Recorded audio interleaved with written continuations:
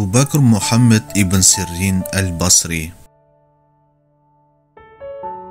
Abu Bakr Muhammad ibn Sirin al-Basri өте көрнекті табиғи ғалым еді. Ол 653 жылы Осман ибн Аффанның халифаттық тұсында Басра қаласында өмірге келген. Оның ата-анасы сахабаларды қатты жақсы көретін. Әкесінің есімі Сирин еді. Ол сахаба Анас ибн Маликтің қызметшісі болды. Bir күні Сирин Сафия есімді қызды өзіне жар етіп алады. Уақыт өтіп, олардың шаңырағына 3 жыл келеді. Ортаншы ұлының есімін Мұхаммед деп қояды. Мұхаммед жастайынан білімге деген құштарлығы зор еді. Оның бойында алған білімін тез жаттап алатын зерек қабілеті болады. Ол ержетіп Мадинада пайғамбар мешітінде көптеген сахабаларды кездестіріп, олардан біраз білім алады. Уақыт өтіп, Мұхаммед ата-анасымен бірге Басра қаласына кері оралады. Ол онда білім алуды жалғастырады. Ол бір күнгі уақытын екіге бөлетін еді. Алғашқы жарты күнінде білім алса, келесі жарты күні жұмыс жасаумен айналысады. Содан бір күні Аллах тағала өзіне жақын құлдарын сынайтын секілді, Мұхаммед ибн Сиринді де сынақтан өткізеді. Мұхаммед ризық табу үшін пісте май алып сатуды көздейді. Қарызға қомақты ақша алып бірнеше килограмм май сатып алады. Алайда сол май құйылған ыдыстың бірінде өліп қалған тышқанды көреді. Сосын Мұхаммед біршама ойланып, егер майды иесіне қайтаратын болсам, ол бұл жағдайды жасырып, басқаларға үнсіз сатуы мүмкін.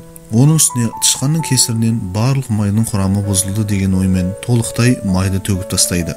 Сосын Мұхаммед қарызға алған ақшаны дер кезінде қайтара алмай, біраз кешіктіреді. Бір күні оның үстіне арыз түсіп, жергілікті қазы оны қарызын қайтарғанша абақтыға қамауға бұйрық береді. Түрмеге түскен бойда Мұхаммед ибн Сирин құлшылығын жасап, әрдайым жаратқанмен рухани байланыста болады. Оның діндарлығын әрі білімді екенін аңғарған түрме күзетшісі оған жан ашып, былай дейді: "Уа Мұхаммед, мен сені кешкісін үйіңе жіберейін. Отбасыңмен бірге болып таңертең ерте қайтып кел. Осылайша күнде үйге барып келуіңе болады. Бірақ бұл туралы ешкім білмесін." Мұны естіген Мұхаммед: "Ниетіңізге рахмет, бірақ мен бұлай жасай алмаймын. Егер келісетін болсам, сіз қаздың шешіміне қиянат жасаған боласыз. Мен бұған жол бере алмаймын" дейді. Күзетші болса, оның тақуалығына одан қатты қызығады. Содан бір күні сахаба Анас ибн Малик дүниеден өтеді. Ол жаны кеудесінен шықпас бұрын мәйітін жуып, жаназасын Мұхаммед ибн Сирин шығарсын деген өсиет қалдырған болатын.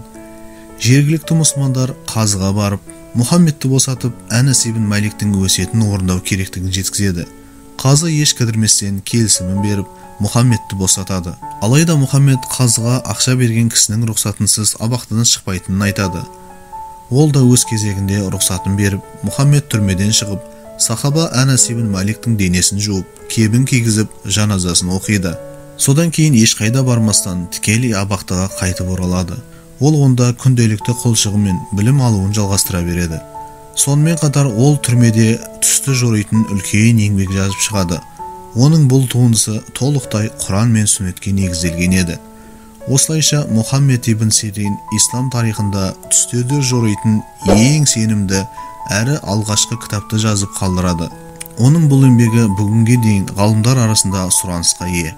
Расында Мұхаммед ибн Сириннің өмір жолында ауыз толтырып айтарлық дүниелер өте көп. Ол жас кезінде Зейд ибн Сәбит, Анас ибн Малик, Абу Хурайра, Абдулла ибн Аббас, Абдулла ибн Омар сынды ең танымал әрі беделді сахабалардан білім шыңдаған. Түс жорумен қатар ол тәпсір мен хадис саласында да білікті маман еді. Ол хадис ғылымына иснад әдісін енгізгендердің бірегейі болды. Кейінгі ғалымдарға хадистің нақты дұрыстығына көз жеткізіп, әрі кімнен хадис алғанына қарауды бұйыратын. Тәпсір саласында да белгілі Абдулла ибн Аббастан арнайы дәріс алған. Оның Құранды түсіндірудегі көзқарастары ең сенімді қайнарлардың бірі болып саналады. Сонымен қатар ол құлшылыққа өте берік жан еді. Түні бойы құлшылық етіп жылайтын, ал күндіз жұмыс жасап, адамдардың арасында үнемі күліп жүретін. Бұған қоса ол күн ара ораза ұстауды әдетке айналдырған еді. Сонымен қатар ол ата-анасына өте жақсы қарым-қатынаста болатын. Ол еш уақытта ата-анасына дауыс көтеріп сөйлемеген. Оларға даусын көтеріп қоюдан қатты қорқып, тек сыбырлап сөйлейтін. Ол туралы жергілікті халық тек жақсы сөз айтатын. Мәселен, Абу Ауана деген кісі Мұхаммед ибн Сиринді көрген адам міндетті түрде Аллах тағаланы еске алады деген. Ал Суфиян ибн Уяна ол туралы: мен Куфа мен Басра қаласында Ибн Сириннен артық тақуа жанды көрген емеспін деген. Мұхаммед ибн Сирин 729 жылы өмірден өткен. Ол дүние салғаннан кейін оның артында 30 000 дирхам қарызы қалған еді. Кейін оны Абдулла деген ұлы толықтай өтейді. Ол белгілі ғалым Хасан әл-Басриден кейін 100 күн ғана өмір сүреді. Сосын дүние салғасын оны Хасан әл-Басридің жанына жерлеп, барлық мұсылмандар қатты жоқтаған екен.